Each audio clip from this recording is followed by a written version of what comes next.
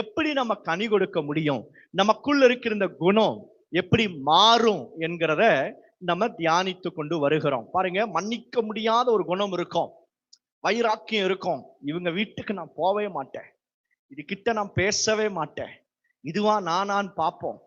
அப்படியெல்லாம் ஒரு சிலது உள்ள இருக்கும் பாருங்க, மாம்சத்தின் கிரியெல்லாம். இதெல்லாம் எப்படி மாறும்?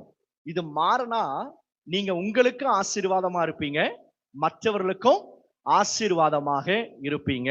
அல்லேலூயா. கையை மேல ஆமென் சொல்லுங்க.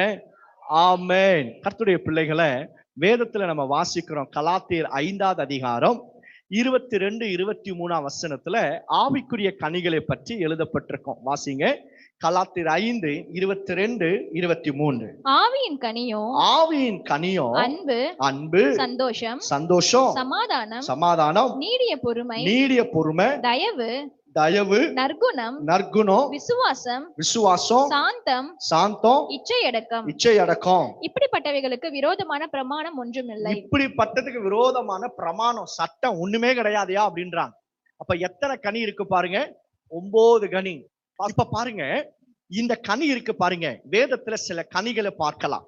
ஆவியின் கனி, நீதியின் கனி, மரணத்துக்கு ஏதுவான கனி, கர்ப்பத்தின் கனி, விருட்சத்தின் கனி என்று சொல்லி நிறைய கனிகளை பார்க்கலாம். ஏற்கனவே சொன்னது போல ஃப்ரூட், கனி அப்படின்னா பழம் அப்படின்னா அது அந்த மரத்துக்கு அல்ல, மரத்துக்கு மாத்திரம் அல்ல, மற்றவர்களுக்கு அது பிரயோஜனமாக இருக்கும்.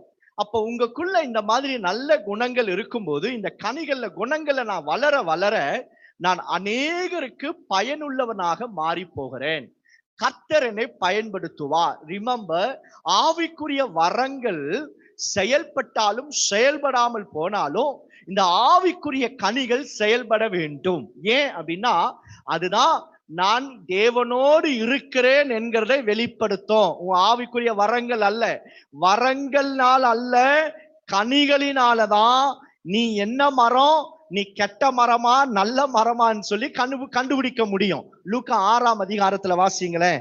லூக்கா 6, 44, 43 வாசிங்க.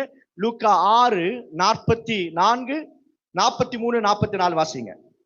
நல்ல மரமானது கெட்ட கனி கொடாது, கெட்ட கனியை கொடுக்காது. கெட்ட மரமானது நல்ல கனி கொடாது. அந்தந்த மரம் அதனதின் கனியினால்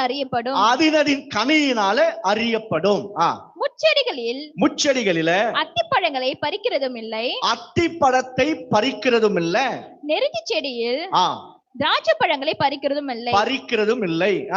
நல்ல மனுஷன் தன் இதயமாகிய நல்ல பொக்கிஷத்திலிருந்து நல்லதை எடுத்து காட்டுகிறான். பொல்லாத மனுஷன் தன் இருதயமாகிய பொல்லாத பொக்கிஷத்திலிருந்து பொல்லாததை எடுத்து காட்டுகிறான். ஆமென். இப்ப பாருங்க, நல்ல மரம் நல்ல கனியை கொடுக்கும். வாய்தல் சொல்லுங்க, நல்ல மரம் நல்ல கனியை கொடுக்கும். இப்போ இந்த கனியை நான் சொன்ன பாருங்க, கனினா என்னது? வேதத்துல எதுக்கு அது சான்றா உதாரணமா சொல்லிருக்குன்னா, நமக்குள்ள இருக்கிற குணம், உன்னுடைய குணம் அதுதான் கனி என்று சொல்லப்படுது. இதை ஆண்டவர் நம்மை கனி உள்ளவர்களாக மாறும்படியா செய்கிறார்.